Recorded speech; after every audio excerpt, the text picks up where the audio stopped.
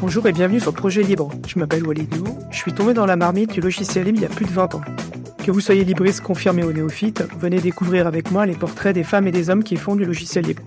Communauté, modèle économique, contribution, vous dit tout. Bienvenue pour ce nouvel épisode de Projet Libre. Pour la seconde fois sur le podcast, on va parler de Framasoft. On en avait déjà parlé une première fois l'année dernière, c'était en décembre. J'avais reçu Pouillot et Bouteille pour parler de l'histoire de Peertube. Et ça avait été un épisode d'ailleurs qui avait très bien marché, qui était vraiment super. Et aujourd'hui, j'ai la chance d'avoir avec moi deux autres invités avec qui on va parler cette fois-ci de l'histoire de Framasoft, puisque l'association fête ses 20 ans cette année. Et donc avec moi, j'ai la chance d'avoir Alexis Kaufmann et Pierre-Yves Gosset, qui vont se présenter juste après, et avec qui on va retracer toutes ces premières années. Eh bien écoute, messieurs, bienvenue sur le podcast Projet Libre. J'espère que vous allez bien tous les deux. Ça va bien. Bonjour, merci pour l'invitation. Eh ben super. Pour commencer, pour que les auditrices et les auditeurs du podcast sachent qui vous êtes, est-ce que vous pourriez commencer par vous présenter succinctement et nous expliquer un peu ce que vous faites et comment vous avez découvert le logiciel libre? Alexis, tu veux commencer? Si je dis comment j'ai découvert le logiciel libre, déjà je commence à démarrer un peu l'histoire de Framasoft, parce que c'est un petit peu à partir de là qu'a démarré Framasoft, tout simplement. Donc on va peut-être demander à Pierre-Yves et puis après j'enchaîne. Ok, d'accord. Du coup, moi, je suis Pierre-Yves Gosset, je suis salarié de Framasoft. J'ai été d'ailleurs le premier salarié, et ça fera partie de l'histoire sans doute qu'on va raconter aussi. Après avoir été notamment directeur de l'asso pendant une dizaine d'années, je suis aujourd'hui coordinateur des services numériques de Framasoft. Ok. Et moi je suis enseignant, c'est vraiment ma vocation, professeur de mathématiques. Et aujourd'hui je travaille depuis 3 ans, donc j'ai été enseignant, j'ai bourlingué en France et à l'étranger. Et aujourd'hui, je suis au ministère de l'Éducation nationale. Officiellement, mon titre, c'est chef de projet logiciel et ressources éducatives libres à la direction numérique pour l'éducation. C'est un peu long, c'est un peu pompeux, mais on va dire que je m'occupe d'essayer d'insuffler le vent de la culture libre au sein d'un ministère dont le surnom est le Mammouth. Je n'ai pas précisé, parce que du coup, Alexis, tu pourras après sans doute raconter comment toi, tu as découvert le logiciel libre. Mais moi, j'ai découvert le logiciel libre en partie grâce à Framasoft. C'est l'occasion de remercier Alexis là-dessus, puisque moi c'était l'époque où il fallait encore faire l'armée, donc moi j'étais objecteur de conscience à l'université de Grenoble, et pendant que je faisais mon objection de conscience, j'ai dû installer et mettre en place des logiciels libres dans cette université à destination des enseignants et des étudiantes. C'est à ce moment-là que moi j'ai découvert le logiciel libre, et notamment au travers du forum de Framasoft, ce qu'était une communauté et comment on pouvait fonctionner une communauté basée sur l'entraide, etc. Donc je pense que comme beaucoup de gens, j'ai découvert Framasoft plus par l'aspect communauté que par l'aspect, on va dire, politique aujourd'hui qu'a le logiciel libre dans la vie de Framasoft. Puisque tu dis que ta rencontre du logiciel libre est intimement liée à Framasoft, est-ce que, Alexis, tu peux commencer à expliquer un peu l'histoire, où tout ça commence? Ok, ça a débuté comme ça, comme dirait l'autre. En tout cas, c'est vrai que c'est une grande fierté collective qu'on reçoit depuis plus de 20 ans, énormément de témoignages de personnes qui nous disent « j'ai découvert le logiciel libre grâce à Framasoft ». Et notamment, moi je me souviens quand on allait à la fête de l'UMA, par exemple, dans des lieux qui sont un petit peu différents, et on avait ce genre de témoignages qui faisait très très plaisir, qui justifiait un peu notre action et tout le temps et la passion qu'on y mettait et qu'on y met encore aujourd'hui. Donc moi j'arrive, je suis jeune enseignant de mathématiques, on est dans les années 90, fin 90. Et moi je suis en premier poste, et souvent on vous envoie en Seine-Saint-Denis quand vous venez de la région parisienne.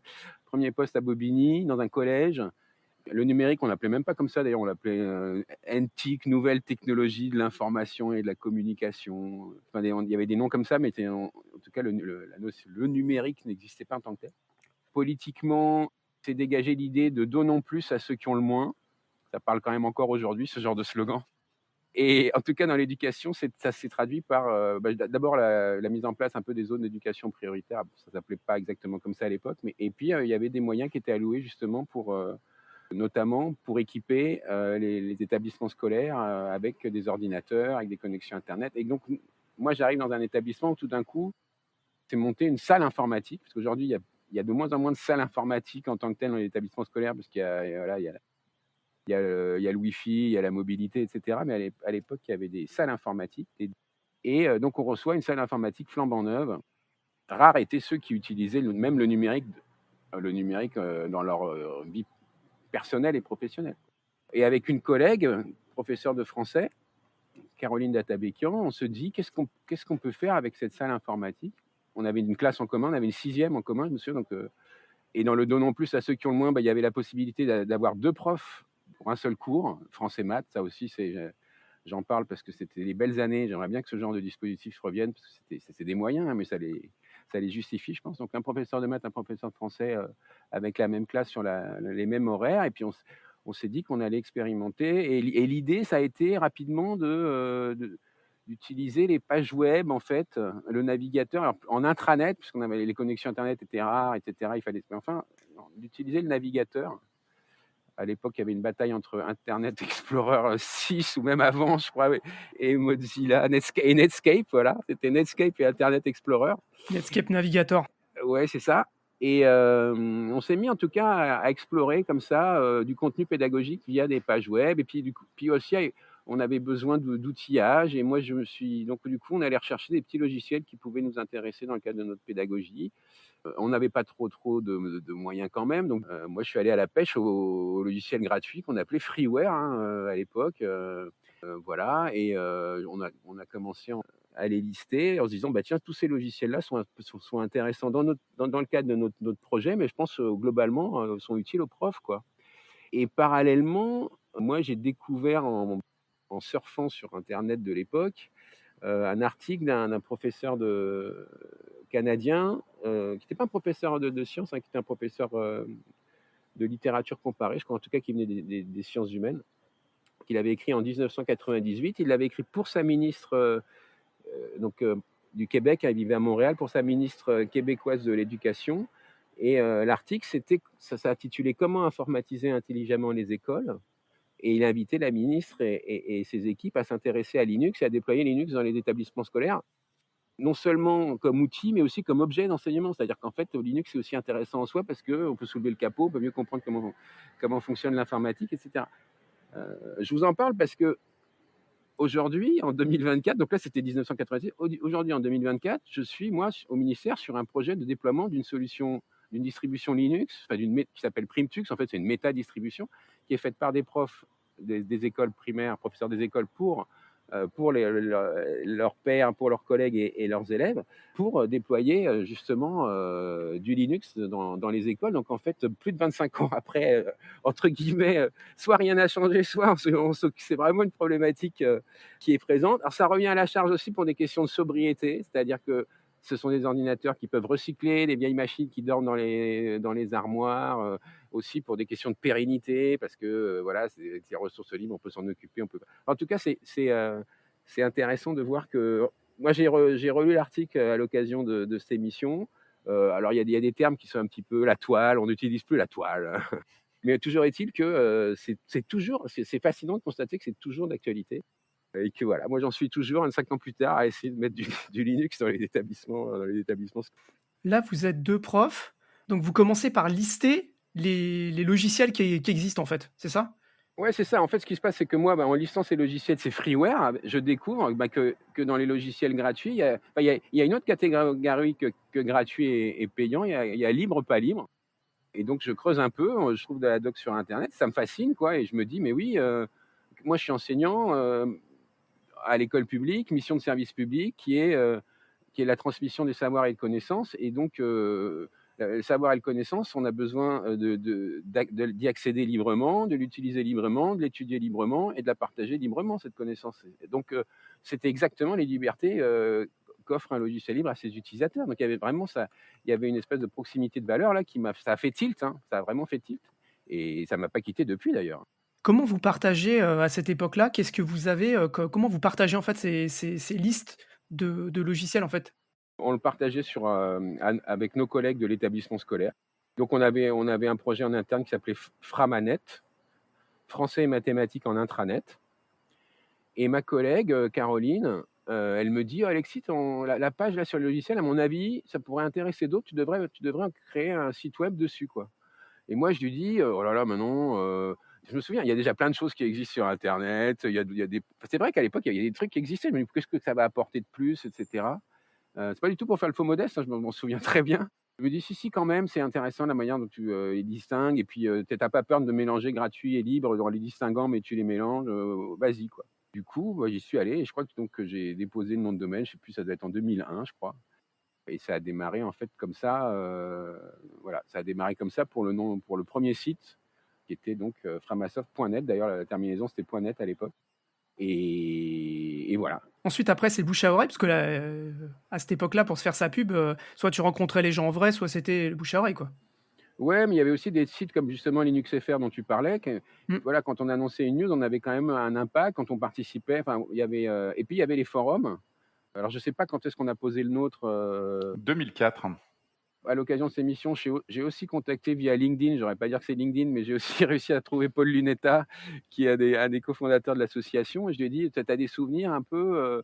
Et lui, pour lui, vraiment le souvenir marquant, c'est quand le forum a été posé, quoi. C'est-à-dire, c'est vraiment et le deuxième chose qu'il m'a dit, c'est quand Pierre-Yves est arrivé en tant que salarié dans l'association.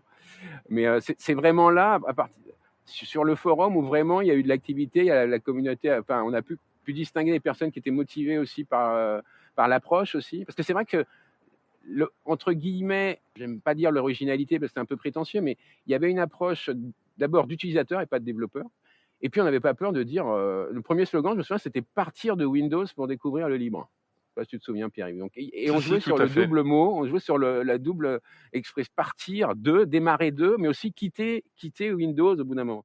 Et on mélangeait libre et pas libre. Et d'ailleurs, ça me valait des critiques, ou ça nous valait des critiques de la part des puristes. Aujourd'hui, quand je discute avec les gens de Framasoft, Framasoft apparaît parfois un peu comme un peu les puristes qui sont assez exemplaires, il n'y a pas de compromis, etc. À l'époque, non, non, c'était l'approche, elle était vraiment. On n'avait pas peur. D'abord, on était des utilisateurs, on avait découvert l'informatique sous Windows, dans notre grande écrasante majorité. Et puis, on essayait petit à petit, avec un discours non seulement d'outiller, mais également de réfléchir ensemble sur ce numérique émergent et, toutes ces valeurs et sociétales, hein, plutôt d'ailleurs, que pouvait apporter le libre. Attends, si le forum, il arrive en 2004 et que vous avez commencé à travailler sur le sujet fin des années 90, ça veut dire que pendant tout ce temps-là, les communications, elles sont faites soit quoi? Par mail, soit par, Des listes de discussion, oh, beaucoup de listes de OK, mais discussion. liste. Les listes de discussion, et il y avait aussi, en fait, techniquement, je crois que tu avais commencé avec Dreamweaver, le premier site, C'est vrai. souviens-toi. Puis ensuite, on est passé à Spip, donc, qui est encore un CMS existant et bien connu et dont la communauté francophone reste très active. Et en fait, Spip permettait d'avoir des discussions sous les articles. Donc, c'était pas vraiment un mode forum en tant que tel. Par contre, il y avait une communauté qui s'exprimait sous les articles des différentes fiches logicielles qui pouvaient être écrites, essentiellement d'ailleurs par un tout petit groupe. Pour moi, le talent d'Alexis a quand même été sur un tout petit groupe de personnes qui rédigeaient finalement ces fiches logicielles, puisque à l'époque, il y avait quand même, il y avait déjà plusieurs centaines. Moi, quand j'ai découvert Framasoft ou redécouvert Framasoft, on va dire en 2004-2005, il y avait déjà plusieurs centaines de fiches logicielles, mais la plupart étaient écrites par un tout petit nombre de personnes. Et la communauté avait cette sensation que la structure, alors qu'elle soit associative ou pas, était beaucoup plus grosse que ce qui n'y paraissait. Et ça, c'est quelque chose qu'on retrouve dans pas mal de communautés du logiciel libre, où on a l'impression que, en fait, il y a 100 personnes derrière, alors qu'en fait, la communauté peut être extrêmement large, mais les personnes actives sont vraiment un petit noyau de une poignée ou quelques dizaines de personnes au total. Absolument, même sur Wikipédia, on retrouve exactement le même phénomène. Tout à fait. Il y a très très peu d'auteurs par rapport aux utilisateurs.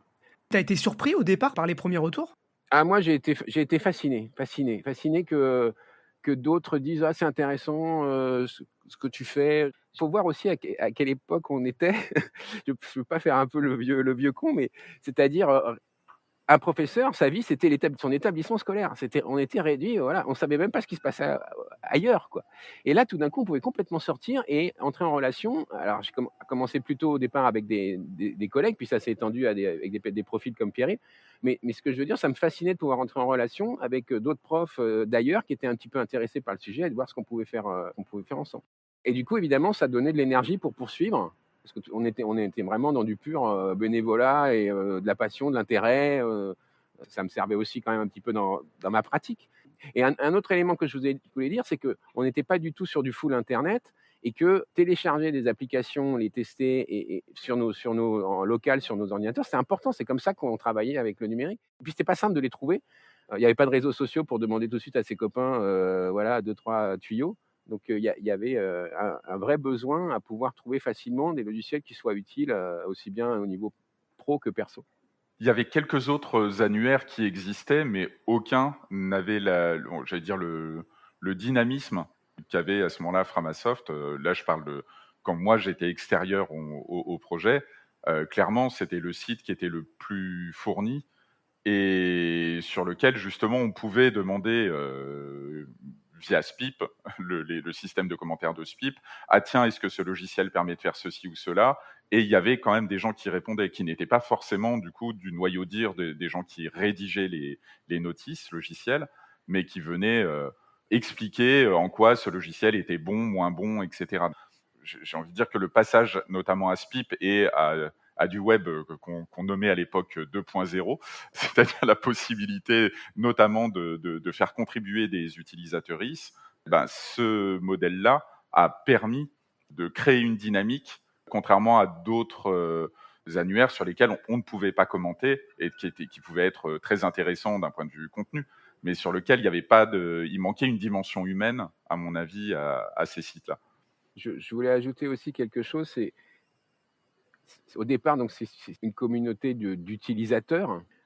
Pierre-Yves, je pense que ton arrivée, c'est un petit peu toi, tu es entre utilisateurs et développeurs. Ouais, Pierre-Yves, tout à fait. je sais pas comment toi tu te. Si, j'ai retrouvé mon premier message sur Framagora et je me présentais comme développeur. C'est un peu le premier développeur. En théorie, quand j'avais lu des informations sur le logiciel libre, c'était accueillant pour les utilisateurs. Mais il n'empêche que j'avais quand même le syndrome de l'imposteur. On avait notre rendez-vous annuel du logiciel libre, qui n'existe plus, s'appelait les Rencontres mondiales du logiciel libre. La première fois que je suis allé, c'était en 2002 à Bordeaux. Il y avait que des développeurs, ils étaient tous sur Linux et ils tapaient comme des fous sur leurs écrans noirs avec des caractères blancs. Et franchement, je me faisais petit et je savais pas trop. J'avais l'impression, voilà, c'était pas mon monde, quoi, très clairement.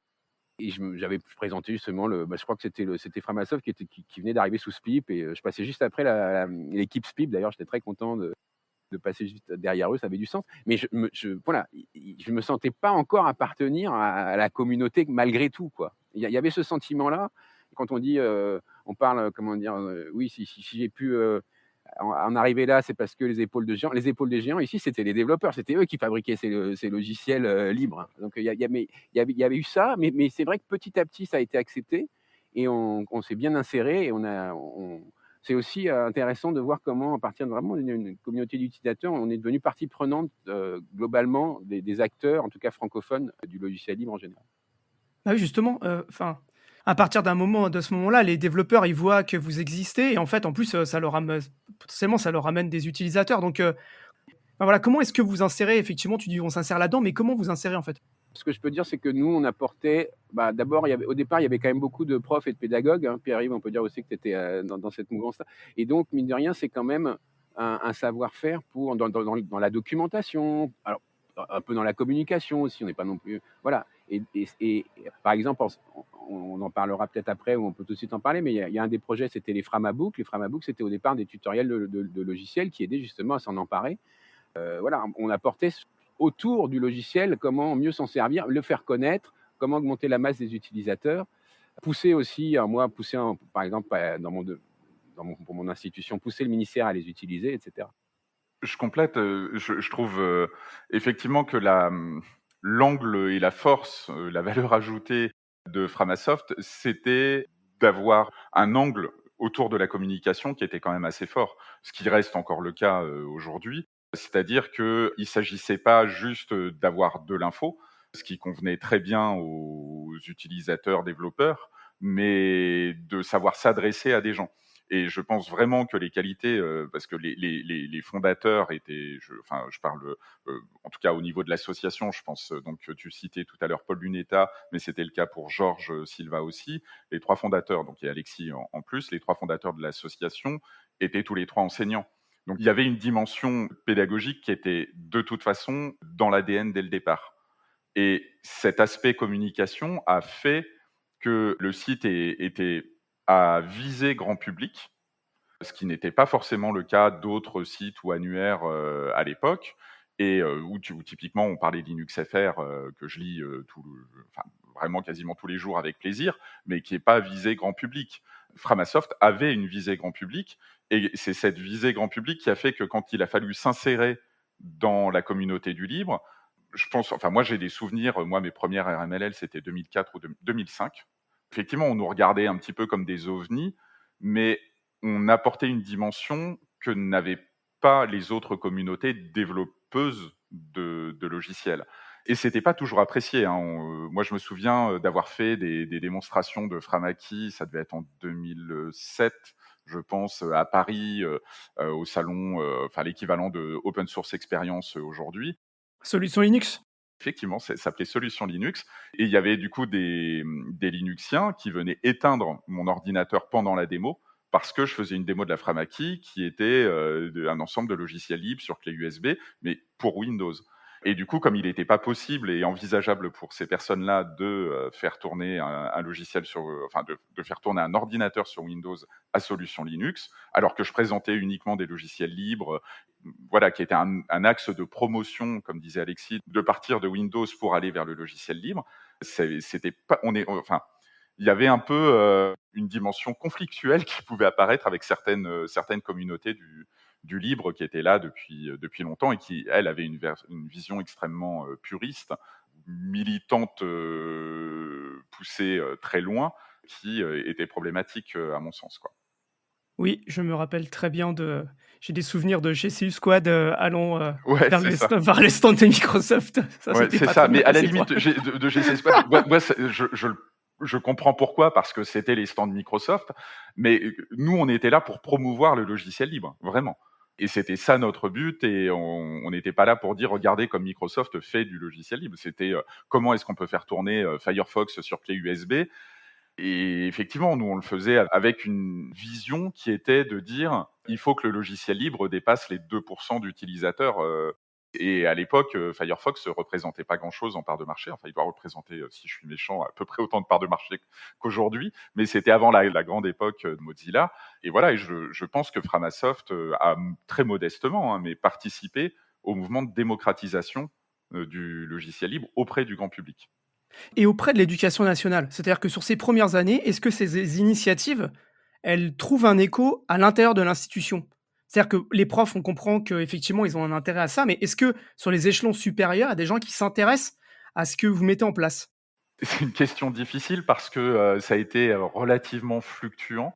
Je pense qu'Alexis pourra compléter, mais moi, la façon dont je l'ai vécu, c'est que côté éducation nationale, et moi à l'époque, je bossais pour ministère éducation supérieure et recherche, il y avait quelque chose de très, très ambigu derrière.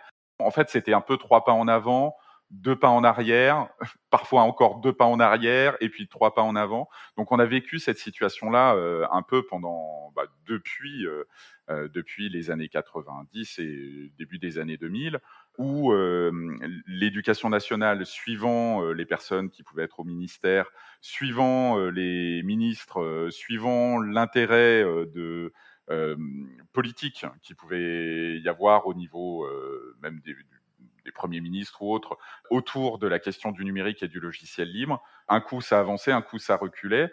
Et je pense vraiment qu'il ne faut pas du tout sous-estimer la puissance du lobbying, notamment de Microsoft, Apple, Google, mais notamment de Microsoft, si on parle du début des années 2000, où effectivement, il y avait un enjeu extrêmement fort pour Microsoft à ce que, à l'éducation nationale, ce soit plutôt Windows et Word, Excel qui soient utilisés plutôt que d'autres solutions.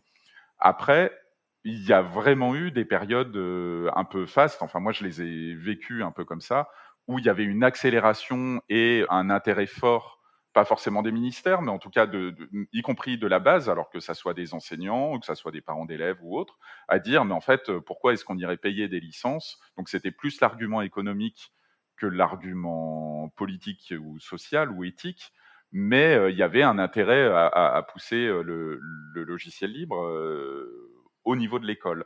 Et encore une fois, c'est différent si on prend primaire, le secondaire, etc.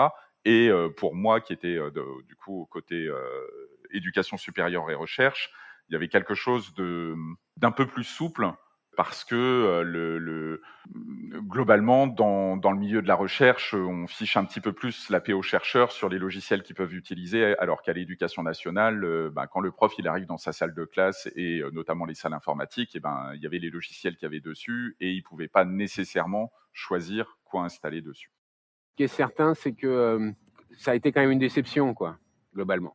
Moi, quand j'ai découvert le logiciel libre, je me suis dit, bon sang, mais c'est bien sûr. Et pour moi, c'était très naïvement, je me suis dit, ça va être du bon sens que le logiciel libre pénètre l'éducation nationale et que, voilà, comme dit aujourd'hui mon directeur, c'est pas pour le citer, mais il dit qu'ils étaient faits pour se rencontrer et pour vivre ensemble. Mais non, malheureusement, ça n'a pas été le cas. Et d'ailleurs, je ne sais pas si tu l'as cité, Pierre-Yves, mais il y a eu, vous avez écrit un article, Nous n'irons plus prendre le thé, c'est ça, rue de Grenelle, et qui était un petit peu l'aboutissement voilà, de ces atermoiements, et de ces hésitations de l'institution. Et Framasoft a plus ou moins décidé que ça valait pas forcément la peine de dépenser de l'énergie pour des personnes qui donnaient pas de garantie, ou en tout cas une politique qui donnait pas vraiment de garantie de véritablement vouloir développer une stratégie autour du libre dans l'éducation. Ces années-là, c'est aussi, je viens de regarder, là, c'est 98, la sortie d'un livre qui m'avait beaucoup, beaucoup marqué à l'époque. C'était un livre de Roberto Di Cosmo et Dominique Nora, Le Hold-up planétaire. Oui, qui avait fait grand bruit sur la puissance, encore une fois, du lobbyisme de Microsoft. Et je rejoins complètement Alexis. Enfin, c'est en 2016 qu'on a écrit ce billet Pourquoi Framasoft n'ira plus prendre le thé au ministère de l'Éducation nationale, qui est un article qui a été écrit par Christophe Masuti, qui était le président à l'époque de Framasoft et qui est toujours administrateur de Framasoft. Il avait écrit ce billet parce que moi, en tant que salarié, j'ai passé beaucoup de temps à aller dans des réunions au ministère, que ça soit éducation nationale, mais que ça pouvait être dans d'autres instances de l'éducation nationale. Il y avait une volonté de co-construction, mais qui était quand même avec un organigramme très clair ou très pyramidal, en vous disant, OK, on veut bien co-construire avec vous, mais notre projet, c'est celui-là. Et pour nous, au bout d'un moment, comme le disait Alexis, on mettait de l'énergie à essayer de soutenir des projets qui étaient portés, je pense à Open Sankoré ou à d'autres, portés par le ministère. Et puis, 2 ans après, il fallait faire marche arrière parce que, je sais pas, un problème de licence ou autre, etc. Et donc, on a fait des allers-retours comme ça très, très longuement. Et nous, en tant qu'association qui n'était absolument pas subventionnée, on s'est dit, mais en fait, ou on sert de caution, ce qui n'est pas très agréable, ou ils se servent de nous tout simplement pour pouvoir derrière dire, si, mais ça a été travaillé avec Framasoft, qui avait plutôt bonne réputation, et donc on servait de caution en tant qu'image, on servait aussi de main-d'œuvre potentiellement bénévole gratuite derrière, et c'est vrai que c'était nécessairement un problème derrière.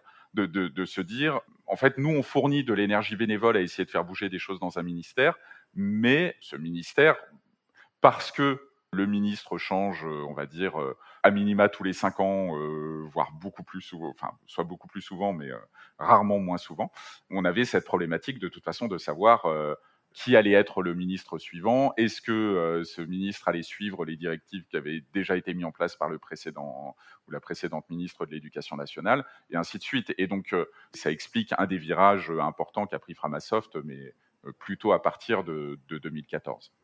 Je veux bien enchaîner et dépasser 2014, parce que quand Pierre-Yves dit on ne voulait pas servir de caution, c'est exactement la question que je me suis posée moi-même à titre personnel quand je suis rentré au ministère il y a 3 ans. Et d'ailleurs, je suis rentré parce que... Pourquoi je suis rentré? Parce que le confinement s'est pas très bien passé au niveau numérique pour le ministère de l'Éducation nationale, on va le dire comme ça pour le résumer. Et d'ailleurs, il a fallu, certains ont fait appel au service Framasoft sans même les prévenir, parce que eux, ça fonctionnait, alors que ce qui avait été mis en place chez nous, Sup et SCO, enfin quand je dis enseignement supérieur et enseignement national d'éducation nationale ensemble, on a fait des états généraux de numérique pour l'éducation, c'est-à-dire on a mis un peu les choses à plat et on a invité les gens à s'exprimer. Bon. Et souvent, ces choses-là, ça peut être assez politique, c'est parfois même pour noyer le poisson, mais toujours est-il qu'il y a des enseignants qui se sont exprimés. Et parmi les 40 propositions qui sont sorties du bilan, il y en a une, c'était favoriser davantage le logiciel et les ressources éducatives. Ça a été publié, et moi, j'étais à l'époque, je travaillais en Italie, lycée français à Florence, et je balance un tweet en disant, écoutez, moi j'arrive en fin de contrat, si vous voulez que pour cette proposition là de favoriser le libre, moi je suis voilà, je vous propose ma candidature spontanée. Et le conseiller numérique à l'époque, c'était de Monsieur Blanquer, est tombé sur ce tweet et il a dit banco, et c'est comme ça que je suis arrivé au ministère. Et ce que je veux dire, c'est que donc moi je suis enseignant. Généralement, quand on travaille en administration centrale, ce sont souvent des enseignants qui ont suivi un parcours un peu agrégation, inspection, enfin je rentre pas dans les détails, mais un parcours assez classique de montée en diplôme, etc. Moi, pas du tout. Je suis arrivé complètement par en bas, en n'ayant pas du tout ces références. Mais c'est vrai que je suis arrivé, non pas pour ce que j'ai fait en tant qu'enseignant, mais pour justement mon passé associatif au sein de Framasoft. Et maintenant, c'est pas l'objet, mais toujours est-il quand même qu'un des acquis sur ces 3 années, je ne rentre pas dans les détails, mais c'est quand même d'avoir pris en considération tout ce que font les enseignants sur le terrain. Framasoft, c'est une initiative du terrain au départ d'enseignants. Il y en a plein d'autres. On a vu passer plein de projets hyper intéressants. On en a même vu mourir, Pierre-Yves, de leur belle mort, alors il y avait un plein potentiel. Je me souviens de Abulédu, je sais pas si Oui, très bien. Ouais. Il y avait des vrais projets qui étaient transformants, mais ils étaient sous les radars. Parfois, c'était vaguement repéré par le territoire, l'académie, mais ça allait pas plus loin. Et puis, ça tenait aux personnes, et quand les personnes s'en allaient, ça retombe. Là, ce que j'essaie quand même d'apporter, je dis mais on est quand même une équipe, mais c'est vraiment, voilà, c'est de reconnaître, valoriser, accompagner, soutenir les projets qui viennent de profs, d'associations de profs, de projets libres, qui ont du potentiel. On a mis des millions pour faire de la commande du numérique éducatif à l'extérieur, ça l'a commandé à ce qu'on appelle l'EdTech, l'industrie technologique de l'éducation, qui sont innovants, qui proposent plein de choses, pas de problème, mais toujours est-il qu'on a aussi plein de choses à faire valoir et qu'on a aussi le savoir-faire et que c'est pas forcément toujours la peine, non seulement de commander, mais de commander évidemment, quand on commande, celui qui remporte le contrat, il garde toute sa propriété intellectuelle, ce qui fait qu'on l'aide à sortir de terre et ensuite, il faut lui payer des abonnements pour continuer à utiliser ses services, quoi. Donc, on voit qu'aujourd'hui, où on est en période de restriction budgétaire, en tout cas, ce genre de modèle a ses limites. Et donc, au moins, on a des dispositifs, on a des associations qui sont subventionnées, qui sont soutenues, on a des événements. Voilà, on essaye sur ces projets de profs, et parce qu'il y a 1 million de profs, on est 1 million de profs dans le secondaire, il y a un potentiel énorme. Hein. Et il y a des talents numériques, il y a même des développeurs, il y a des reconversions d'ailleurs. On a même des profs d'informatique, parce que l'informatique est arrivée en tant que discipline dans le nouveau lycée. Donc voilà, au moins, ça a avancé. Mais ça a pris un temps hallucinant. Ça a pris un quart de siècle, en fait, tout simplement. Oui, et vraiment pour moi, ce qui se passe, c'est qu'il y a des gens formidables à l'éducation nationale qui ont envie de faire bouger à la fois le numérique au sens large, hein, libre ou moins libre d'ailleurs, mais il y a des gens absolument formidables. La difficulté pour nous en tant qu'association Framasoft, c'était d'être dépendant d'un changement politique sur lequel on n'avait strictement aucune maîtrise. Et donc le coup on avait l'impression de progresser et pouf, on fait 2 pas en arrière. Bah là, je pense que des personnes de l'April pourront te faire tout le détail de tous les décrets, de toutes les propositions, les rapports, etc., qui ont été faits tout au long de ces dernières années. Côté éducation nationale, il y en a eu quand même un paquet. Et c'est vrai que pour nous, en tout cas, sous forme associative, c'était beaucoup trop compliqué de se dire, en fait, on met beaucoup d'énergie sur un ministère pour essayer de changer des choses dans un ministère, alors que finalement, on a beaucoup plus de facilité d'accès à d'autres types de publics qui, eux, sont potentiellement déjà convaincus. Pour revenir un petit peu justement sur cette période, parce que je voulais aborder l'exemple de Césamat, qui est né à peu près en même temps que nous. Césamat, c'est une association d'enseignants de mathématiques qui est vraiment pionnière sur le libre, parce qu'ils ont réussi jusqu'à créer des manuels scolaires en papier et en numérique sous licence libre. C'était pour tout le collège, enfin, c'était quelque chose d'impressionnant. Et ce que je veux dire, c'est que moi, aujourd'hui, je dis que j'essaie de soutenir ces projets. Je peux vous dire que pour ces AMAT, il a fallu plus de 3 ans pour les convaincre de faire quelque chose avec le ministère parce qu'il y avait un passé, pour ne pas dire un passif. Et que en arrivant, même si Alexis Kaufmann, ok, on te connaît, voilà, tu es rassurant, mais il n'empêche que tu représentes l'institution, que tu arrives avec éducation.gouv.fr derrière, et que voilà, ils étaient extrêmement méfiants, et il y a toute une confiance à renouer à ce niveau-là. J'aimerais bien qu'on reprenne un peu la chronologie et qu'on arrive à 2 événements. Le premier, c'est la création de l'asso et a priori, le deuxième qui a l'air marquant aussi, c'est la création du forum. Alors est-ce que vous pouvez nous refaire un peu l'historique? Il y a quelques temps marquants dans l'association. Moi, je me souviens qu'en 2003, parce qu'on était hébergé chez Amen, qui est un hébergeur qui a disparu, mais qui est un peu comme Gandhi, OVH, etc. Donc moi, on avait l'abonnement de base. Et puis tout d'un coup, face à l'affluence et au trafic, Amen coupe complètement le serveur parce qu'on avait dépassé les quotas. Et moi, un peu naïvement, je m'insurge sur LinuxFR. Je me souviens, je dis voilà, vraiment, Amen n'aime pas le libre. Ils ont supprimé Framasoft alors que c'était juste parce qu'ils avaient leur truc automatique de quotas. Tu dépassais et boum, t'étais supprimé. Donc je suis arrivé un peu naïvement, mais c'était un événement important parce que l'article existe toujours. Il y a eu énormément de commentaires positifs et c'est là que je me suis aperçu vraiment que Framasoft représentait quelque chose.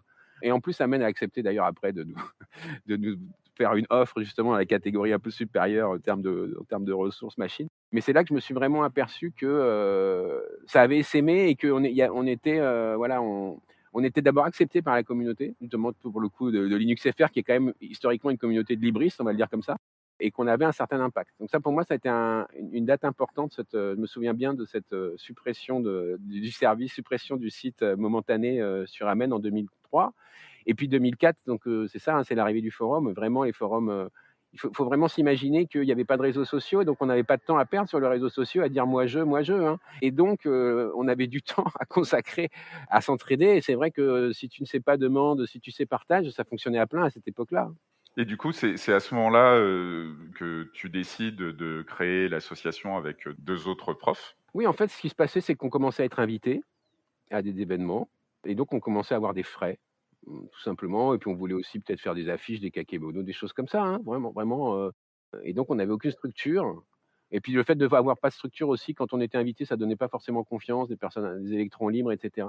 Et donc c'était vraiment, c'était quasiment une formalité administrative, hein. Je me souviens même que je me disais: «Mais ça va faire bizarre parce qu'il va y avoir une association qui arrive alors qu'on est une communauté, est-ce que c'est vraiment, est-ce que» je me souviens même des discussions, est-ce que la structure associative, est-ce qu'elle est vraiment, soluble dans les communs, j'ai envie de dire? Je me souviens de ces discussions-là, en fait, idéalement, c'était peut-être une fondation, mais pas les fondations françaises, elles étaient pas, ça correspondait pas, mais je me souviens de ces discussions. Donc en tout cas, c'était avant tout, administratif, parce qu'on n'envisageait pas du tout d'avoir des salariés et d'accueillir des personnes comme Pierre-Yves, par exemple, tout simplement, à l'époque. Qui c'est qui héberge le forum à l'époque? Enfin, comment vous il faut avoir un minimum de connaissances techniques quand même à l'époque pour, monter un forum? Ça, du coup, c'était hébergé entre autres par le CITIC 74, qui lui aussi fait partie des structures qui ont disparu. Donc, c'est-à-dire, c'était un organisme public ou peut-être un GIP, peut-être un groupement d'intérêt public, je ne sais plus, de Haute-Savoie, qui nous mettait gracieusement à disposition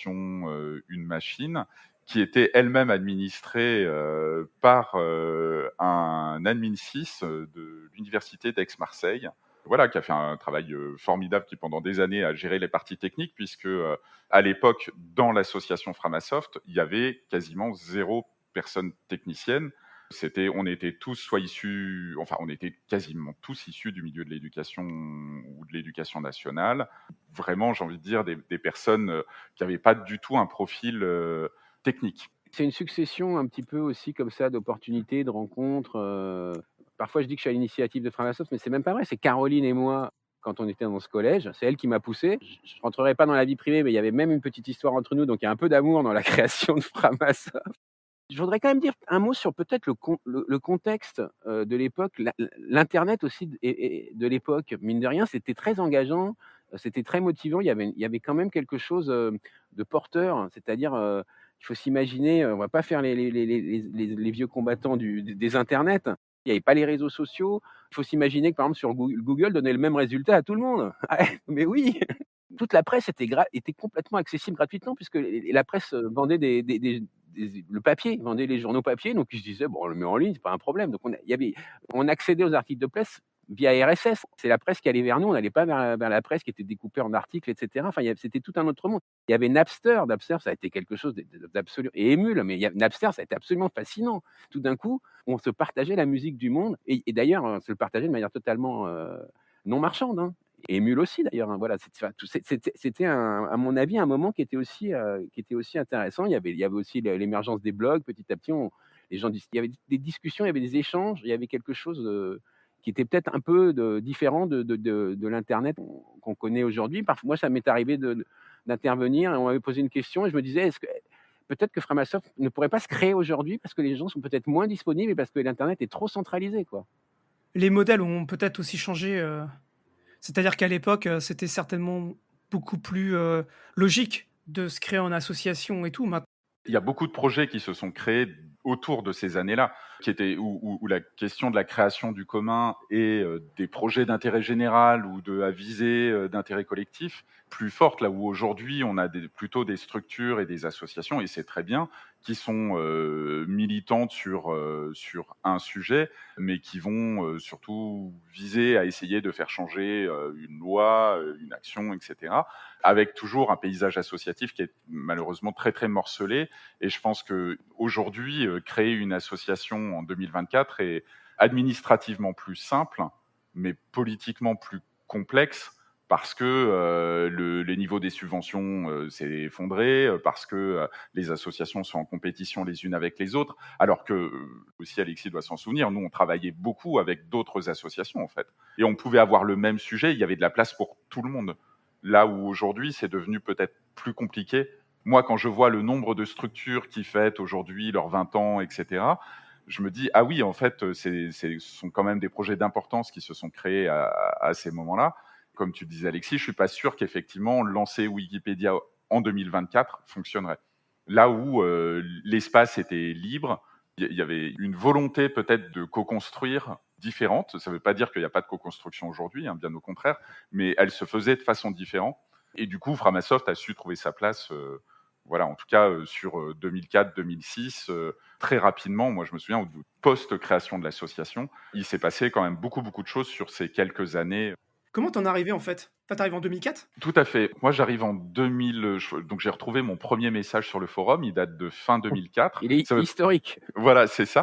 Et j'avais déjà utilisé les services de Framasoft, j'avais déjà contribué à Framasoft sous forme de commentaires, etc. En fait, moi, en 2004, je travaille sur un LMS, donc un Learning Management System, un logiciel libre qui permet de diffuser des cours, etc., qui s'appelait Ganesha, parce que je crois qu'il n'existe plus aujourd'hui. Donc, je suis à la fois utilisateur de logiciels libres, je suis un petit peu développeur. Moi, je n'ai pas du tout une formation de développeur, je suis économiste de formation. Par contre, ma rencontre avec Framasoft, elle s'est faite aussi au travers d'un message tout bête où j'écris, en fait, moi, je me pose une question sur un logiciel qui s'appelait à l'époque PHP Nuke, qui était un des premiers CMS en PHP. Je l'ai longtemps utilisé.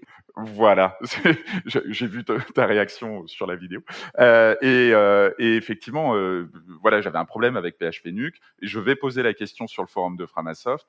Et vraiment, je crois, dans la demi-heure ou dans l'heure, mes souvenirs sont un peu flous, mais en tout cas, dans la journée, j'ai une réponse de quelqu'un qui me répond, et cette personne, je ne sais absolument pas qui c'est. Je ne sais absolument pas pourquoi est-ce qu'elle prend du temps pour me répondre. Elle prend le temps de me répondre de façon polie, propre, voilà, en expliquant les différentes étapes que j'ai à suivre pour résoudre mon problème. Moi, mon déclic, il s'est fait à ce moment-là, donc c'était pas en lisant l'article de Jean-Claude Guédon, mais il s'est fait en lisant une réponse, et je me suis dit, ah, mais en fait, il y a des gens qui donnent de leur temps sans se poser la question de la contrepartie. Ce qu'on citait tout à l'heure, si tu ne sais pas, demande, si tu sais, partage. Et c'est ce monde du partage qui, pour moi, fait le déclic. Donc, à ce moment-là, je commence à contribuer à Framasoft. Je suis effectivement, je pense, un des rares développeurs à se manifester comme tel sur le forum. Alexis me voit arriver avec mes gros sabots et fait un très beau numéro de séduction en mode « Ah, mais un développeur, mais c'est trop bien, dis donc, est-ce que tu voudrais pas nous aider, machin, etc. » Donc, je commence à donner effectivement des petits coups de main. Et en fait, je commence à travailler sur différents projets, notamment à partir de c'était en 2004-2005, un projet qui s'appelait The Open CD, qui était une compilation de logiciels libres sur CD-ROM, même pas DVD à l'époque, et que je traduis, enfin, j'aide à la traduction en français et à faire une version française de cet outil de diffusion du logiciel libre qui n'existait pas à l'époque. À partir de The Open CD naîtront deux autres sous-projets que je vais porter dans Framasoft, qui sont Frama DVD, parce que du coup, un CD, c'était 600 mégas, alors qu'un DVD, c'était 4 gigas 7, donc on pouvait mettre plus de contenu. On a mis des vidéos, on a mis plein de choses, etc. dedans. Et le projet Framaki, qui lui était un projet de diffusion de logiciels libres sur clé USB. Et donc, ces trois projets, moi, m'intéressent parce que c'est vraiment quelque chose qui permet de diffuser du logiciel libre à large échelle. Et quelque part, Framasoft m'apporte la capacité, la structure pour le faire.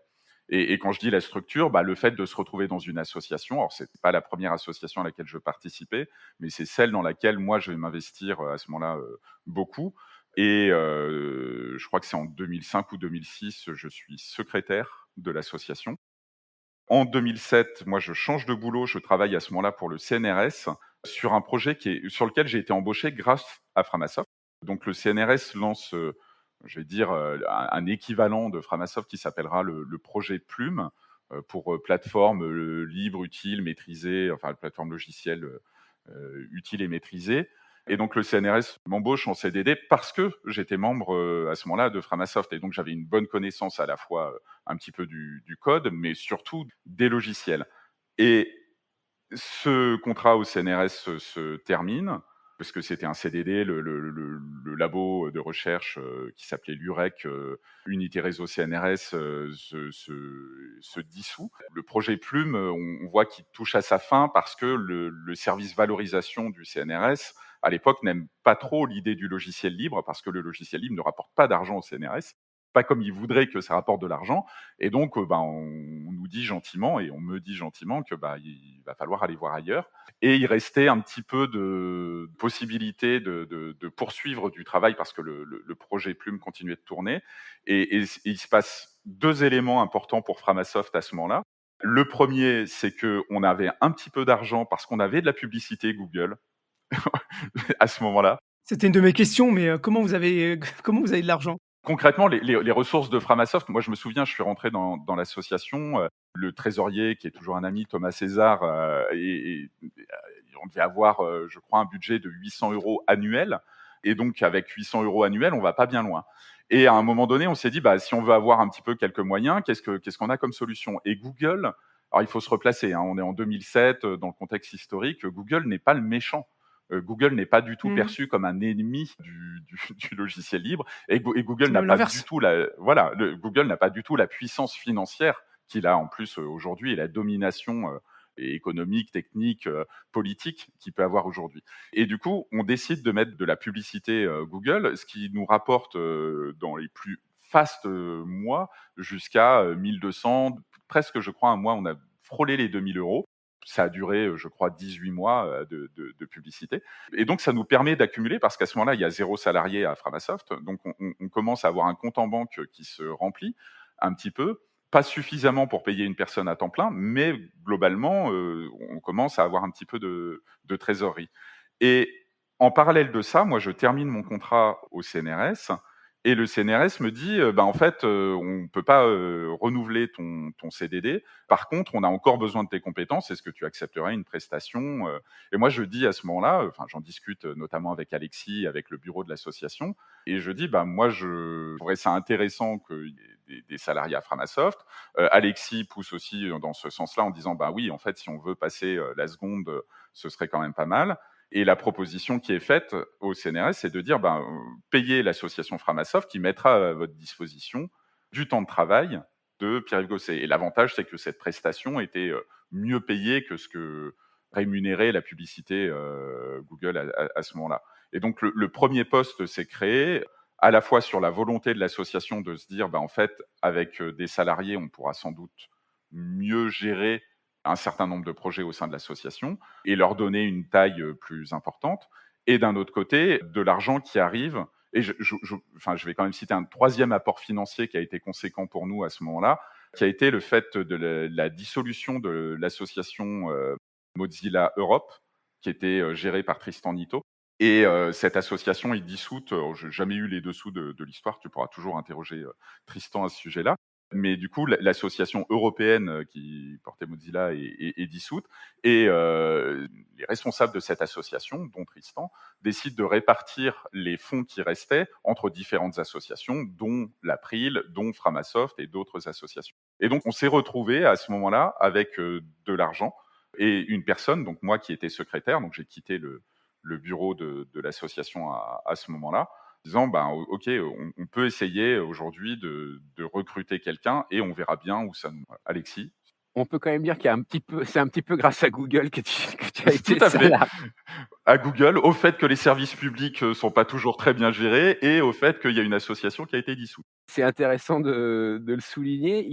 Et c'est vrai que je disais tout à l'heure qu'aujourd'hui, Framasoft apparaît un peu comme un petit peu la voie à suivre. Mais donc, on s'est retrouvé à mettre de la pub Google et on n'en était pas forcément fiers parce que parfois la pub renvoyait vers du téléchargement frelaté d'OpenOffice vérolé. d'OpenOffice, de GIMP, etc. Donc, on trompait nos utilisateurs.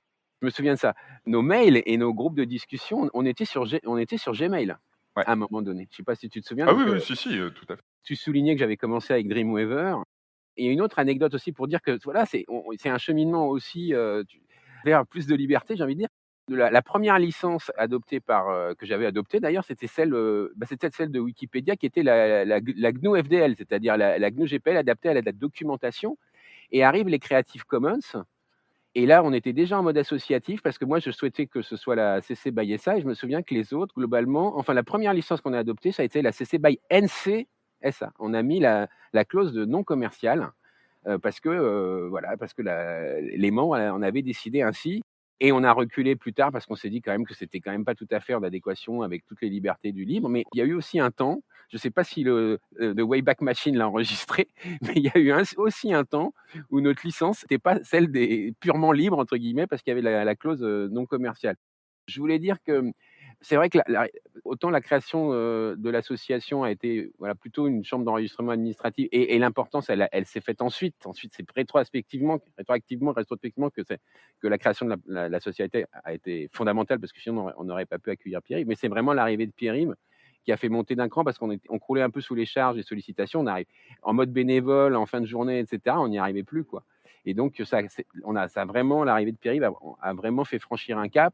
Moi, je pense que tu peux peut-être développer un petit peu la Framaki parce que mine de rien, ça a été un projet qui était. Il y a des gens qui me citaient la Framaki et qui savaient même pas qu'il y avait Framasoft derrière, par exemple.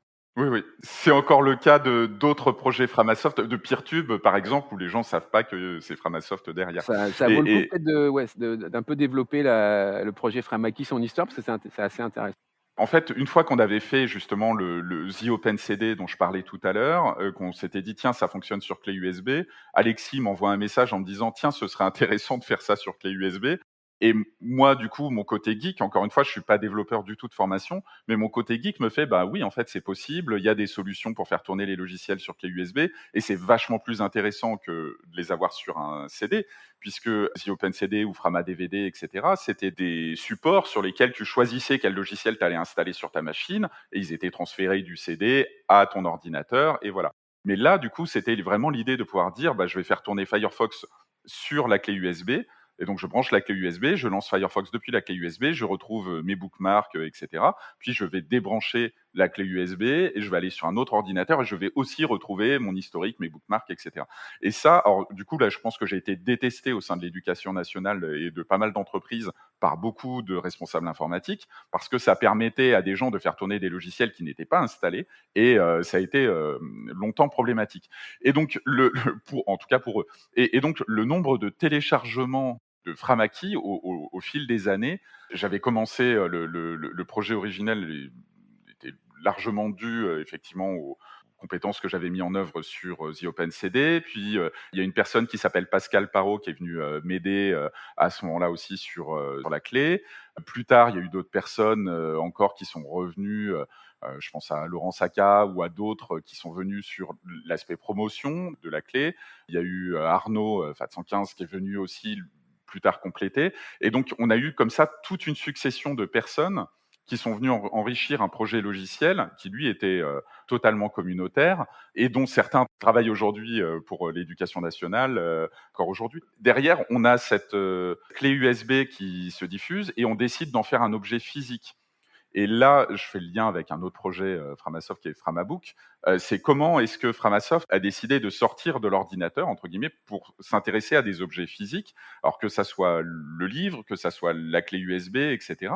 Et il y a eu une autre dimension qui a été donnée au projet, c'est quand le Conseil régional d'Île-de-France a décidé de diffuser pendant 2 ou 3 ans, je crois, peut-être même plus que ça, l'équivalent de la Framaki à tous les lycéens, je ne sais plus quelle classe, à l'ensemble des lycéens d'Île-de-France. Et donc on s'est retrouvés du jour au lendemain avec une diffusion massive. Alors ça, c'est pas du tout nous qui l'avons géré, c'est une société qui s'appelle MeliWeb qui a longtemps soutenu Framasoft financièrement, j'allais dire en contrepartie, parce que nous, on avait fourni la base logicielle qu'eux ont adaptée pour le Conseil régional d'Île-de-France, et ça a permis de diffuser la Framaki à des échelles que nous, on n'aurait jamais atteint, parce que c'était à coût de, je crois, 800 000 personnes, enfin 800 000 clés, je crois, par an, si je dis pas trop de bêtises. Du coup, c'était pas nous qui les vendions, donc je n'ai pas les chiffres exacts, mais ça s'est très, très largement diffusé, et au final, moi, je sais que la dernière fois que j'avais regardé les chiffres de téléchargement de la Framaki,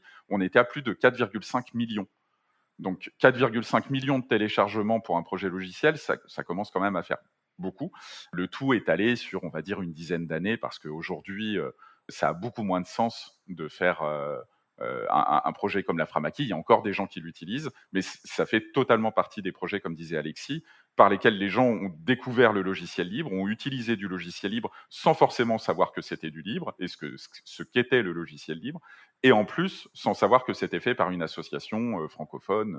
Effectivement, c'est un des projets qui résume assez bien ce que fait Framasoft, c'est-à-dire proposer quelque chose d'utile, de l'outillage, au public le plus large possible, en essayant de le packager de façon un petit peu sympathique, de façon à ce que ces personnes, finalement, se retrouvent à utiliser du libre sans forcément le savoir.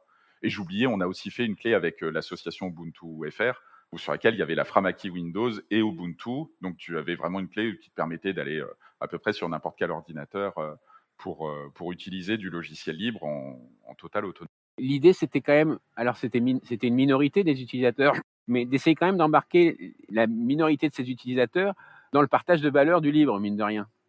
Et ce qui pouvait d'ailleurs faire grossir l'association ou le noyau des contributeurs, etc. Il y avait aussi cette dimension-là. Tu as évoqué le projet de, comment dire, l'aventure un peu dans le matériel. Le livre est intéressant. Les Framabook, je pense que c'est quelque chose d'intéressant en soi, mais également parce que, mine de rien, s'il y a des Pouillou et des Christophe Mazuti, c'est avec Framabook qu'ils sont arrivés. Donc, rien que pour ça, c'est important. Vous pouvez expliquer ce qu'est Framabook pour les gens qui ne connaissent pas et comment naît l'idée en fait de Framabook? C'est toujours une question d'opportunité, de rencontre. En fait, ici, c'est un des membres de la création de l'association, Georges Silva, qui était un professeur des écoles, instituteur, qui doit l'être encore, mais malheureusement, je n'ai pas réussi à le recontacter. Voilà, donc on a Georges Silva qui écrivait de la documentation et qui avait fait un tutoriel sur Thunderbird qui était assez conséquent. Je pense qu'il y avait une vingtaine de pages chez nous, voilà. Et il est contacté par une maison d'édition qui n'existe plus, mais c'était Oreilly, mais Oreilly France. Oreilly existe toujours, donc c'est une institution dans la documentation et les tutoriels de logiciels libres. Mais il y avait aussi une antenne française, et donc il décide de publier un livre sur l'usage de Thunderbird. Donc Georges écrit ce livre avec l'éditeur, mais c'était en mode droit d'auteur classique, c'était comme ça que fonctionnait Oreilly à l'époque. Simplement, la maison d'édition française, elle périclite en fait. Oreilly, la maison mère, décide non, c'est pas rentable, on ferme tout. Et donc Georges se retrouve avec ce livre sur les bras, quoi, en fait, tout simplement. Il négocie avec Oreilly de récupérer les droits. On peut y mettre une licence libre. Et nous, comme on avait déjà ce livre qui avait été fait de manière éditoriale avec Oreilly, on décide de le publier nous-mêmes. Voilà. Parce qu'on avait déjà un livre conséquent qui avait été fait dans ce cadre-là. Et c'est comme ça qu'est né le premier Framabook, et d'autres sont enchaînés. Mais voilà, c'était aussi une question il y avait une opportunité à saisir. On s'est dit, allez, pourquoi pas, on y va. Et on s'est appuyé aussi sur, Pierre, peut-être que tu peux compléter, sur une maison d'édition en devenir, qui qui s'appelait In Libro Veritas. Tout à fait, et c'est avec Mathieu Paschini, qui était le dirigeant de cet éditeur, qui s'appelle In Libro Veritas, qu'on commence à diffuser d'autres livres parce que il faut bien voir là quand on a donc le projet Framabook est aujourd'hui entre guillemets gelé parce qu'il a donné naissance à un autre projet Framasoft qui s'appelle Des livres en commun, qui vise lui plutôt à renverser le modèle de l'édition qu'autre chose. Mais au lancement de Framabook, c'était quand même un pari un peu fou, hein. Moi, c'est vraiment un des projets sur lequel j'ai le moins travaillé dans Framasoft. Mais il fallait y aller pour se dire on va écrire des livres et les publier des livres sous licence libre. Il y en avait pas beaucoup à l'époque. Ce projet sur Thunderbird dont parle Alexis, dont j'ai encore un exemplaire je crois chez moi, Thunderbird 1.5, était le premier, et dans la maison d'édition Framabook, on est allé je crois jusqu'à 50 ouvrages qui vont de la BD, du roman, des tutoriels, etc. Donc une biographie de Richard Stallman. Quand on regarde le nombre de livres produits via Framabook, ça représentait, j'avais fait le calcul une fois, côté, j'aime bien compter les choses, on était à plus de 20 000 pages rédigées et publiées au sein de cette maison d'édition.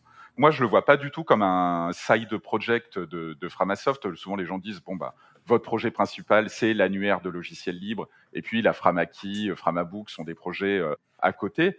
Mais en fait, tous ces projets-là visent à la même chose. C'est comment est-ce qu'on fait prendre conscience aux gens en leur faisant manipuler, que ça soit un objet logiciel, un livre, une clé USB, etc., qu'un autre monde est possible, pour citer une phrase célèbre, et que cet autre monde, il peut être non marchand, il peut être basé sur le partage, il peut être basé sur les communs, etc. Et donc, c'est au contraire très, très cohérent que ça soit Framasoft qui ait porté à un moment donné un tel projet. Et en plus, on commençait à être plus proactif, notamment dans la migration Windows-Linux. Et je me souviens que parmi les ouvrages, celui sur Ubuntu, celui qui avait le plus de succès, hein, on se souvient, c'était Didier Roche qui l'avait écrit et puis qui arrivait à suivre les différentes versions tous les 6 mois à l'époque. C'était, je crois que Ça faisait beaucoup. ça faisait beaucoup, mais en tout cas, on était à plusieurs milliers, voire à 10 000 exemplaires si on fait le total et 10 000 exemplaires dans l'édition technique en français, c'est vraiment pas mal.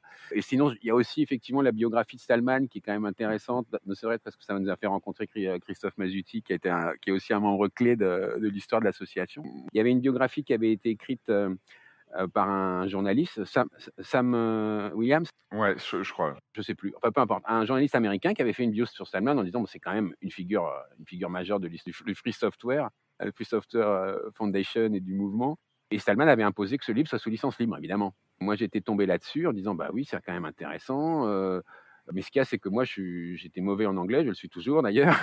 Et du coup, c'est là que j'ai rencontré Christophe qui maîtrisait beaucoup plus la langue de Shakespeare et qui dit que c'était intéressant et qu'on est entré en contact avec Richard Stallman comme ça, les deux ensemble, c'était assez amusant. Et la réponse de Stallman était amusante, il a dit je suis d'accord, mais par contre, il y a quelques petits points à modifier parce que le journaliste n'a pas été assez précis. Alors, on s'est dit, bon, d'accord, il y a quelques points modifiés. On va faire une traduction avec quelques points modifiés. Non, pas du tout. En fait, c'est un tiers du livre qui a été modifié, au final, je crois, plus ou moins. Ça a donné une biographie différente de la première version, ce qui a aussi du sens quand on fait du logiciel libre avec les différentes versions qui succèdent. Et c'était un beau projet. Après, Christophe pourra vous en parler. Ça n'a pas toujours été facile. Ça n'a pas été toujours facile avec Richard Stallman. Ça n'a pas toujours été facile avec l'éditeur qui était Errol. Mais toujours est-il qu'on a mené à bout et que c'était là aussi une belle aventure. Et un dernier élément aussi, c'est on n'avait pas, je me souviens qu'au début, on était vraiment focalisé sur des tutoriels, puis il y a eu la biographie de Stallman. Et puis, je me souviens, moi, j'avais fait une intervention à Toulouse, je crois que c'était sur les questions de licence libre, avec quelqu'un qui s'appelle Benjamin Jean, qui a fait aussi partie de l'aventure Framasoft, qui aujourd'hui est à Inocu. Parmi le public, il y avait quelqu'un qui s'appelait Pouillou et qui nous a dit « Ah, c'est vraiment intéressant votre maison d'édition, mais est-ce que vous acceptez aussi les romans ?» Ah oui, non, enfin on n'en a pas, mais pourquoi pas? Et c'est comme ça que Pouillou est entré dans l'association et dans l'aventure. Il y a une question aussi que je voulais vous poser. Il y a vraiment une identité graphique autour de Framasoft. C'est plus récent, ça. C'est plus récent? Il y a eu 2 identités graphiques qui se sont succédées. La première autour notamment du manchot/pingouin qu'on appelait Pinchot de LL de Mars. Et là, du coup, Alexis, tu veux peut-être en parler. Je peux juste dire à Walid de faire une émission complète sur l'aile de Mars. parce que c'est une personnalité, pour moi, c'est le plus grand artiste contemporain vivant, tout simplement, et c'est vraiment une personnalité hors du commun. Voilà, c'est tout ce que je peux dire. Parmi toutes ses œuvres, il y avait justement des pingouins, mais qui étaient des pingouins complètement dépressifs. Il avait des problèmes sentimentaux avec sa copine, et il avait fait un recueil de pingouins mis en situation un petit peu avec de l'ironie, mais de beaucoup d'humour noir. Et c'était vraiment un moment de tristesse. Et moi, j'avais extrait quelques pingouins qui me semblaient un peu plus joyeux dans l'histoire, qui étaient un peu balourds, un peu gros, hein, je sais pas si tu te souviens, Pierry. Ouais, ouais, En très tout cas, bien. je dis gros parce qu'aujourd'hui, le logo, il est beaucoup plus fin et effilé, c'est pour ça. Et donc, ça a été la première identité. Mais c'est vrai que, là, tu peux prendre la parole pour David Revoy et les autres. C'est vrai qu'aujourd'hui, l'identité, elle est magnifique d'abord, et elle est vraiment ancrée chez les gens. Mais ça, comme on a plus de 25 ans d'histoire, bah, du coup, évidemment, il y a eu différents. Mais en tout cas, c'était de la récupération. Au début, d'ailleurs, je crois que je l'ai même pas dit, hein, c'est après que je suis rentré en contact avec Hélène Lemert. D'abord, c'était juste de la récupération sauvage, mais autorisée par les licences libres. J'avais extrait 2-3 trucs, et puis j'en avais mis un pingouin, avec cette idée d'un pingouin balourd, mais qui cherche quand même à voler, et qui peut réussir à voler. Donc rien, voilà. Et les pingouins ne volent pas, donc rien n'est impossible dans ce bas monde. C'est ça. Et c'est plutôt à partir de 2016-2017 qu'on fait la rencontre via Pouillou d'un autre artiste qui s'appelle David Revoy, qui lui est illustrateur notamment d'une bande dessinée qui s'appelle Pepper and Carrot, qui est aujourd'hui, je pense, internationalement connue, et qui a là encore une histoire très particulière au niveau des licences libres. C'est que cette bande dessinée, elle est publiée sur le site Pepper and Carrot sous licence libre, mais elle est aussi diffusée par un énorme éditeur de BD qui est Glénat. Et donc, David est pour moi, à mon avis, un des rares auteurs libres à avoir réussi à casser un petit peu ces frontières de OK, en fait, vous pouvez trouver Pepper and Carrot chez tous les bons distributeurs de BD, mais pourtant la BD reste sous licence libre. Et il se trouve que David est juste une des personnes les plus gentilles que j'ai jamais rencontrées de ma vie, mais aussi une des plus talentueuses. En fait, on s'est posé la question de comment illustrer la campagne Contributopia qui, elle, arrivait en 2017. Et je me souviens que à ce moment-là, c'était Pouillou qui avait dit: ah bah, je vais contacter David, je vais voir ce qu'il peut faire. Et je crois, dans la demi-journée, il avait fait un dessin qui était absolument magnifique et qui représentait quelque chose que nous, on avait du mal à projeter, qui était quel peut être un imaginaire positif du numérique. Et donc, pour moi, c'était absolument merveilleux. Enfin, moi, j'ai vraiment eu de l'émerveillement sur le truc vraiment qu'il avait fait en sketching sur Krita, parce que David est aussi un des gros contributeurs à Krita en tant qu'utilisateur. Je pense que si Krita aujourd'hui, gros, il y a 3 logiciels, GIMP, Krita, Inkscape, et le fait que Krita aujourd'hui prenne de l'ampleur, c'est en partie grâce à David, parce que David est la preuve vivante qu'en utilisant uniquement Krita, mais en l'utilisant de façon intelligente et en l'utilisant bien, on est tout à fait capable de produire quelque chose de qualité professionnelle. Et donc, il nous avait fait juste un petit dessin, mais un petit crayonné voilà, sous Krita de ce qu'allait être la campagne Contributopia, avec des personnages qu'on voit de dos, qui regardent des planètes au loin, des espèces de globes volants qui représentaient un petit peu des mondes du numérique que nous, dans laquelle on voulait emmener notre public en disant le numérique, c'est pas forcément quelque chose de nuisible ou de toxique. Enfin, on peut avoir un imaginaire positif du numérique, et David a su illustrer ça avec un talent fou. Et depuis cette année-là, on travaille avec David plusieurs fois par an, et voilà, et on s'entend extrêmement bien, et il a parfaitement compris quel était l'état d'esprit de Framasoft, qui voulait pas se détacher justement du grand public. Et l'autre avantage des illustrations de David, en dehors du fait qu'elles sont effectivement très reconnaissables, parce qu'il y a un style, alors, bon, je suis nul là-dedans, mais je vais dire un peu kawaii, un peu manga, c'est tout mignon, etc., mais qui permet aussi, dans cette communication graphique-là, de tenir à distance la Startup Nation. C'est-à-dire que quand on va sur, je sais pas, framapad.org, le premier dessin qui nous accueille ne correspond pas aux chartes graphiques, je sais pas, je vais dire de la Dinum, qui sont très jolies par ailleurs, la question n'est pas là, mais qui ont quelque chose de très propre, avec de leur propre code graphique, etc., et qui disent bonjour, vous êtes sur un site institutionnel. Nous, on voulait casser ce code-là, et c'est grâce à David et à Pouillou qu'on a réussi à le faire. L'heure tourne. On a parlé du premier salarié. Si on va jusqu'à le lancement des Google Internet, dont on parlera dans un deuxième épisode, là, le nombre de salariés augmente, en fait. Qu'est-ce qui se passe entre-temps, en fait? C'est intéressant. Je disais que l'arrivée d'une association dans une communauté qui était informelle était déjà quelque chose d'important et de délicat. C'est un passage délicat.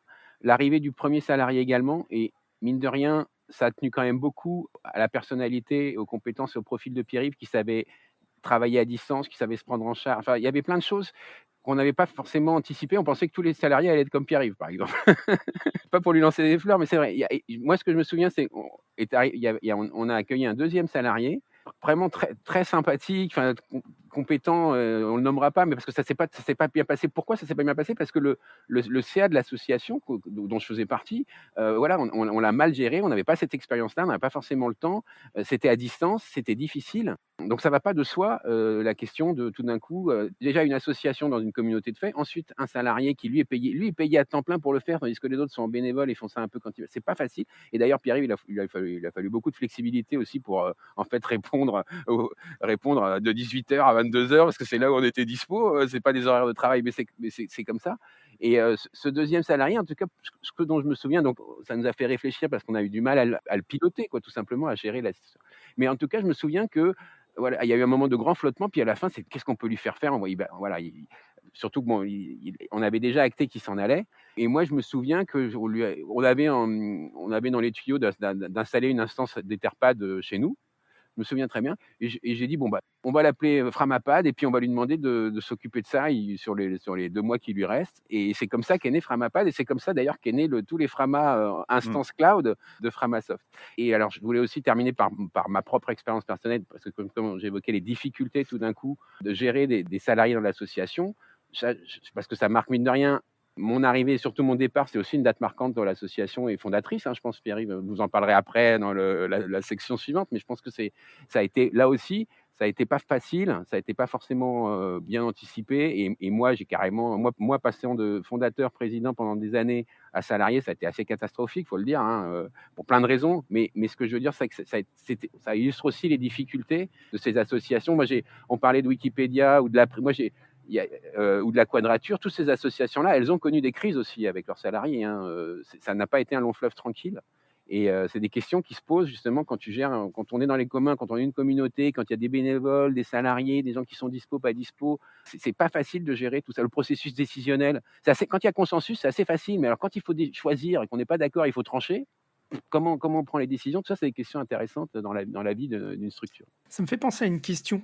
Il y a quelques jours, j'étais en train de faire la transcription de mes anciens épisodes et j'étais en train de faire une transcription d'un épisode un peu particulier pour moi parce que c'est un épisode qui parle de ma propre expérience sur un logiciel qui s'appelait GLPI et donc un logiciel historique. Et j'interviewais donc les 2 fondateurs, enfin les 2 mainteneurs historiques du projet et on parlait de la transition de mainteneur. Et il y en a un des 2 qui dit, en fait, la transition pour moi, elle a été très simple parce que GLPI, c'était mon bébé et 3 mois après, en fait, j'avais un vrai bébé physique, un vrai bébé. Et donc, en fait, la transition, elle s'est faite hyper rapidement. Et en fait, quand tu as lâché Framasoft, tu n'as pas eu une période de déprime? Très compliqué parce que, évidemment, Pierre-Yves, c'est un ami, en fait. Je veux dire, c'était pas un collègue de travail. Et tout ça, c'était des personnes qui étaient aussi voilà, moi, je les considérais comme des amis. On a vécu des choses très fortes, même si parfois, ça pouvait être des amis sans connaître leur vie privée. Il y a certains, je savais même pas s'ils avaient des enfants ou pas, parce qu'on n'allait pas forcément sur ce terrain-là. Pour certains, oui, mais d'autres non, quoi. Donc oui, ça a été extrêmement compliqué. Et moi, je suis carrément parti à Taïwan, donc je suis carrément parti très loin. Et pendant 2 ans, absent des réseaux, absent des réseaux sociaux, voilà, j'ai carrément fait autre chose. J'étais prof de maths à Taïwan et je voulais plus entendre parler de quoi que ce soit. Non, c'était difficile. C'était franchement difficile parce qu'on mélangeait le côté, voilà, côté professionnel, côté personnel, côté amitié et non, ça a été personnellement difficile et en même temps, je pense que ça a été aussi nécessaire. Je repense à ce que tu disais, Alexis, sur le côté où on a vu ça dans d'autres associations. Je pense, tu citais la Quadrature, Wikipédia, etc. Moi, j'en suis à voir ça dans plein d'autres associations et je peux le vivre encore même aujourd'hui. Il y a quelque chose de très freudien où il faut tuer le père, quoi. Et je pense qu'il y a ces phases-là dans le milieu associatif qui sont assez différentes du milieu entrepreneurial où bah, en fait, c'est la personne qui a investi ou qui porte son projet, etc. Dans le milieu associatif, c'est assez particulier puisque ce sont les membres qui composent l'association. Or, les membres changent, les membres évoluent. Et à un moment donné, bah, je continuerai à défendre jusqu'au bout tous les apports qu'a pu avoir Alexis, parce que très clairement, les projets étaient impulsés par une vision que lui avait du libre, et que je n'aurais pas eu mon poste au CNRS, je me serais peut-être jamais intéressé au logiciel libre si à un moment donné il n'y avait pas des personnes comme Alexis qui avaient dit bah, tiens, là il y a un projet dans lequel tu peux trouver ta place. Et à la fois, comme rien n'est éternel en ce bas monde, et ben des projets, déjà des projets qui ont 20 ans, il n'y en a pas tant que ça. Mais ce qui fait durer les projets, c'est aussi la capacité à se dire, ben, ok, en fait, le projet doit évoluer ou peut évoluer, ça dépend comment on se place évidemment, avec les personnes qui le composent. Et donc, moi, pour moi qui était là dans l'association en 2004 et qui est encore en 2024, je vois les populations. Là, on fait une digression sur le monde associatif, mais c'est pas lié que au logiciel libre. Je le vois dans des milieux écologistes ou autres, où en fait, forcément, en gros 5 à 10 ans, il y a des crises de mutation du projet associatif qui font que les personnes qui le composent doivent ou remettre la vision en cause ou prendre de la distance. Et c'est exactement d'ailleurs ce que moi j'ai fait en quittant la codirection de Framasoft il y a quelques mois. C'est quelque chose de complexe, évidemment. Et évidemment, c'est créateur de souffrance. Enfin, moi, j'en suis malheureusement très conscient à la fois de ce qu'a vécu Alexis, mais de ce qu'ont pu vivre d'autres fondateurs d'associations. Et il y en a eu un paquet, voilà, qui sont passés par là, y compris dans le milieu du libre. Hein, je pense à la FDN, voilà, la Quadrature, etc. Et c'est des milieux qui sont pas forcément bisounours. Hein. On peut être sur des projets qui eux le sont, mais le projet associatif, quand on se retrouve effectivement, quand Alexis est parti, bah en fait, on s'était dit ok, qu'est-ce qu'on fait quoi.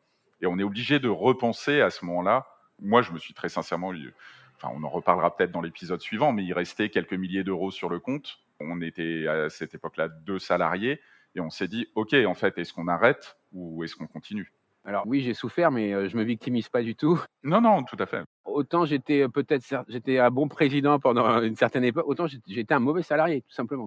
Et le problème, c'est que je pouvais pas trop le savoir avant. Et d'ailleurs, pourquoi j'avais fait c'est moi qui avais fait cette demande, parce que j'arrivais plus à concilier ma vie pro, Framasoft, et ma vie perso, famille, enfants, etc. C'est des caps à franchir, c'est intéressant. Je pense qu'effectivement, il y a aussi des visions, et donc le tuer le père, je l'entends très bien. Certains certains l'ont fait avec Stallman aussi d'ailleurs. Par contre, le mauvais salarié, moi je me souviens qu'au tout début, j'avais rencontré Frédéric Couchet, qui est le salarié de l'April depuis l'historique, et il m'avait dit: «Mais quelle est ta lettre de mission?» Je dis: «Bah, j'en ai pas de lettre de mission». Mais tu malade? «Non, on s'entend très bien, il y a pas de problème». Voilà, on était un peu à ce niveau-là au début, quoi. Les choses n'étaient pas forcément écrites, du coup ça a assez flotté, et puis moi j'étais absolument, avec mes années de président, je n'étais pas non plus habitué tout d'un coup être mis en minorité, ou à qu'on me dise il faut faire ça. Alors je commençais à ouvrir ma gueule en disant mais t'es sûr qu'il faut vraiment que je fasse ça? Et voilà, ça a été le début ça a été le début de la fin. Si maintenant on prend un peu de recul, qu'est-ce que vous retenez de toute cette période? Alors moi je retiens que c'est toujours d'actualité, tout simplement. Le petit supplément d'âme qu'avait le logiciel libre, en tout cas quand je l'ai découvert, il est plus que jamais présent et nécessaire. Et aujourd'hui, alors moi, là où je suis positionné au ministère, on parle de réussir en même temps la double transformation numérique et écologique, par exemple. Bon, bah, à l'intersection, je pense qu'il y a les valeurs du libre. Alors, moi, je l'appelle plutôt commun numérique à mon niveau, mais c'est toujours et urgemment d'actualité. Qu'on n'avait pas prévu par rapport aux origines, c'est qu'il y a des choses qui ont été des avancées technologiques, mais qui ont pu compliquer notre tâche, comme le cloud, comme le mobile, hein, mine de rien, l'avènement du téléphone. C'est pas un super outil pour éditer, pour écrire. C'est de lecture, oui, mais moins d'écriture, même si on peut écrire des petits messages, mais pour faire des vrais projets, c'est plus compliqué.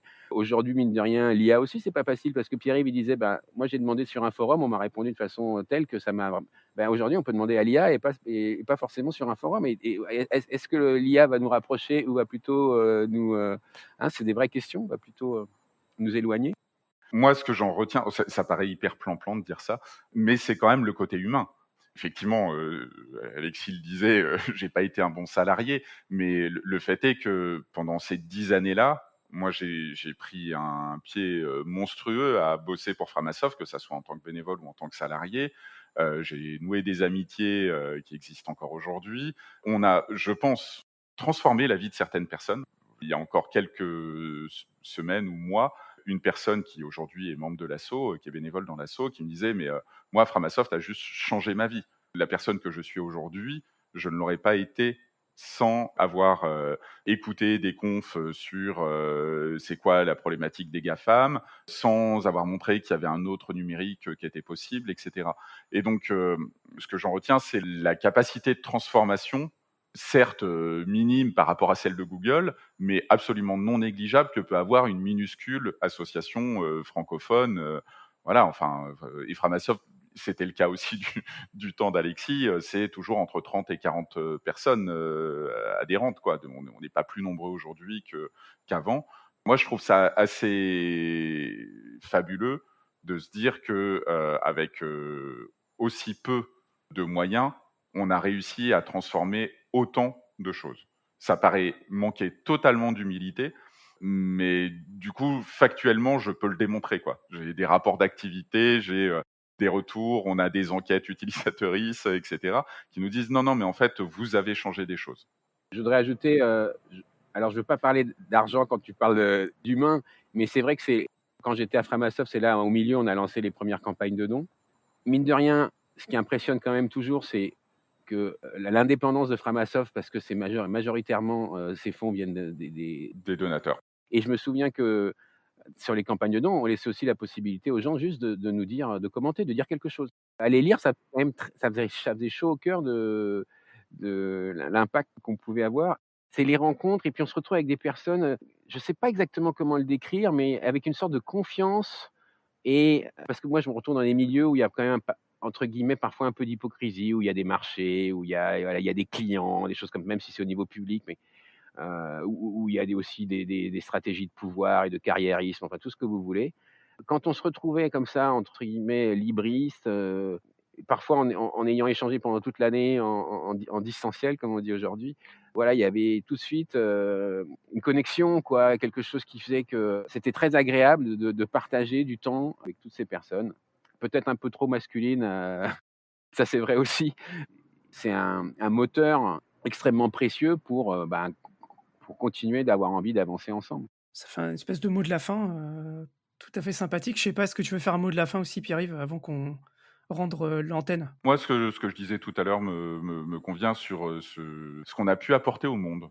Voilà. Qui est encore une fois avec beaucoup d'humilité, voilà, ce qui est pas non plus quelque chose de gigantesque, mais encore une fois d'avoir été un élément transformateur et je pense du coup que ça fera peut-être la transition avec le deuxième épisode, mais passer un petit peu de l'éducation nationale à l'éducation populaire. On était quelque part obligé de passer par cette phase des 10 premières années pour pouvoir entamer la deuxième. Et on n'aurait pas pu, je pense, se lancer directement dans une phase, tiens, on va faire de l'éducation populaire au numérique, sans passer par toute cette phase où on a expérimenté énormément de choses et où on se posait très très peu de questions parce que ça venait, comme le disait Alexis, d'opportunités, de rencontres, d'alignement de planètes, et on se disait, bah tiens, on n'a qu'à essayer ça, quoi. Et ça, moi, enfin, encore une fois, je suis militant associatif avant d'être militant libriste. Je trouve que les associations permettent encore ça aujourd'hui et que ça, c'est quand même merveilleux. Pas grand-chose de plus à dire à part que je suis absolument admiratif de tout ce qui a été fait, tout ce qui est fait encore chez Framasoft. C'est exactement ça, je trouve ça assez fou comme on peut avoir de l'impact alors qu'on peut être une petite structure. Mais on en parlera plus en détail dans le deuxième épisode. Alexis et Pierre-Yves, merci beaucoup d'avoir pris du temps pour échanger et reparler de vos souvenirs. Je vois qu'Alexis, ça t'a permis de repenser un petit peu et de relire des trucs là-dessus. Je disais que j'avais des souvenirs très très. Je me souvenais même plus d'OpenCD, par exemple, Pierre, voilà, ça m'avait complètement passé. C'est vrai, c'était OpenCD, je me souviens. C'est vrai. Donc c'était et puis ça permet aussi de réfléchir, tu vois, de son propre parcours, la manière dont on vit les choses. Ce qui est certain, c'est qu'il y a des gens qui me c'est encore tous les jours. Ah bon, c'est toi qui étais à l'initiative de Framasoft. Enfin, c'est très impressionnant. Avoir réussi à passer comme ça différentes étapes au long de ce quart de siècle. C'est pas toutes les structures qui réussissent ça, sachant qu'en plus la technologie a énormément évolué. Vous aurez l'occasion de le dire juste. Ouais, sur le 2e épisode.